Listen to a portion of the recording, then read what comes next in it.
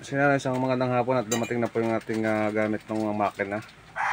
Sa ating makina na putol na rakat na. So ito yung ating order. Ito natin kung anong laman.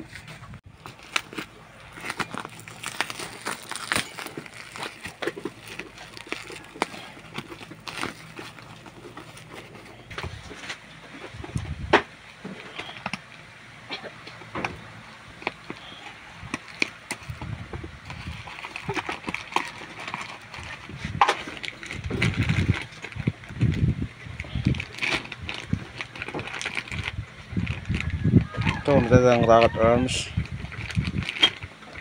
Dalawang rocket arms na, tapos dalawang